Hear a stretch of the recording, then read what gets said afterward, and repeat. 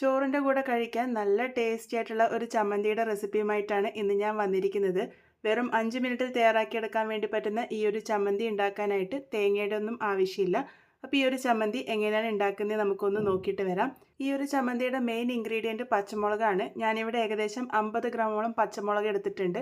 ഇത് അത്യാവശ്യം നല്ല എരിവുള്ള പച്ചമുളകാണ്. നിങ്ങൾക്ക് എരിവ് വേണ്ടാന്നുണ്ടെങ്കിൽ എരിവ് കുറഞ്ഞ പച്ചമുളകും ഉപയോഗിക്കാവുന്നതാണ്.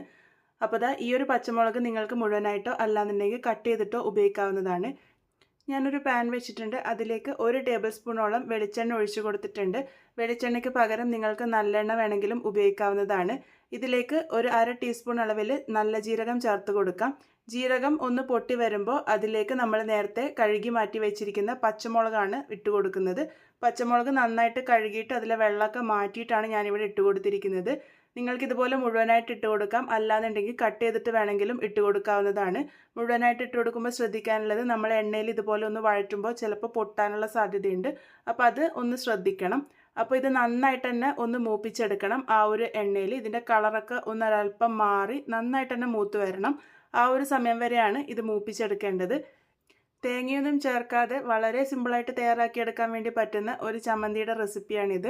അപ്പോൾ ഞാനിപ്പം പച്ചമുളക് നന്നായിട്ട് തന്നെ ഒന്ന് മൂപ്പിച്ചെടുക്കുന്നുണ്ട്. ഇപ്പോൾ പച്ചമുളകൊക്കെ നന്നായിട്ട് തന്നെ മൂത്ത് വന്നിട്ടുണ്ട്. അതിൻ്റെ കളറൊക്കെ ഒരല്പം മാറി വന്നതായിട്ട് നിങ്ങൾക്ക് കാണുമ്പോൾ തന്നെ മനസ്സിലാകുന്നുണ്ടാകും. ഇനി ഇതിലേക്ക് ചേർത്ത് കൊടുക്കേണ്ടത് വെളുത്തുള്ളിയാണ്. ഞാനിവിടെ ഏകദേശം 20 അല്ലി വെളുത്തുള്ളിയാണ് എടുത്തിരിക്കുന്നത്. ഇത് വളരെ ചെറിയ വെളുത്തുള്ളി ആയതുകൊണ്ടാണ് ഞാൻ 20 എണ്ണം എടുത്തിരിക്കുന്നത്. അത്യാവശ്യം വലുതൊക്കെ ആണെങ്കിൽ ഒരു 12-15 എണ്ണമൊക്കെ മതിയാകും. അതും കൂടെ ചേർത്തിട്ട് ഒന്ന് നന്നായിട്ട് മൂപ്പിച്ചെടുക്കാം. ആ ഒരു വെളുത്തുള്ളിയും ഈ ഒരു എണ്ണയിൽ കിടന്നിട്ട് ഒന്ന് നന്നായിട്ട് മൊരിഞ്ഞു വരണം. ആ ഒരു സമയം വരെയാണ് ഇതൊന്ന് ഫ്രൈ ചെയ്തെടുക്കുന്നത്. പച്ചമുളക് ചെറുതായിട്ട് മൂത്ത് തുടങ്ങുമ്പോൾ തന്നെയാണ് നമ്മൾ വെളുത്തുള്ളി ഇട്ട് കൊടുക്കുന്നത്. എന്നിട്ട് എല്ലാം കൂടെ നന്നായിട്ടൊന്ന് മൂപ്പിച്ചെടുക്കുന്നുണ്ട്. ഇപ്പോൾ വെളുത്തുള്ളിയുടെയും കളറൊക്കെ ചെറുതായിട്ട് മാറി വന്നിട്ടുണ്ട്. ഇനി ഇതിലേക്ക് ചേർത്ത് കൊടുക്കുന്നത് നിലക്കടലയാണ്. ഞാനിവിടെ പച്ചയായിട്ടുള്ള നിലക്കടല നമുക്ക് സൂപ്പർ മാർക്കറ്റിൽ നിന്നും വാങ്ങാൻ കിട്ടും. അത് ഒന്ന് വറുത്തെടുത്തിരിക്കുന്നതാണ്. 1/4 കപ്പ് അളവ് നിലക്കടലയാണ് ഞാനിവിടെ ഇട്ട് കൊടുത്തിരിക്കുന്നത്. ഇത് ഓൾറെഡി വറുത്ത നിലക്കടലയാണ്.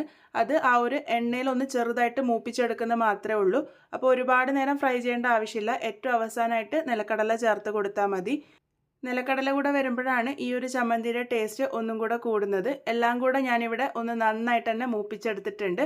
പച്ചമുളകും വെളുത്തുള്ളിയും ആ ഒരു കടലയും ഒക്കെ തന്നെ ആ ഒരു എണ്ണയിൽ നല്ലപോലെ തന്നെ മൂത്ത് വന്നിട്ടുണ്ട്.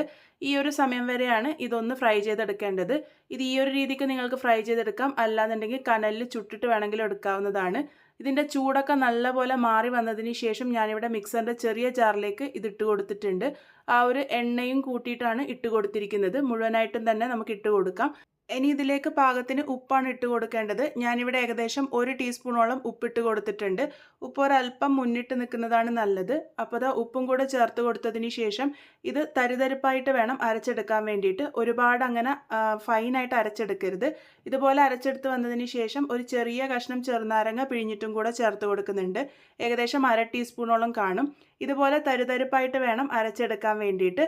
അപ്പോൾ ഇത്രേ ഉള്ളൂ. വളരെ സിമ്പിളായിട്ടുള്ള നമ്മളുടെ ചമ്മന്തി ഇവിടെ റെഡി ആയിട്ടുണ്ട്. വെറും 3 ചേരുവകൾ കൊണ്ടാണ് നമ്മൾ ഈ ഒരു ചമ്മന്തി തയ്യാറാക്കി എടുത്തിരിക്കുന്നത്. ഈ ഒരു ചമ്മന്തി മാത്രം മതി ശരിക്കും ചോറുണ്ണാൻ വേണ്ടിയിട്ട്. നല്ല എരിവും അതുപോലെ തന്നെ ഒരു ചെറിയ പുളിപ്പും കടലയുടെ മധുരവും ഒക്കെ കൂടെ വരുമ്പോൾ നല്ല രുചിയാണ്.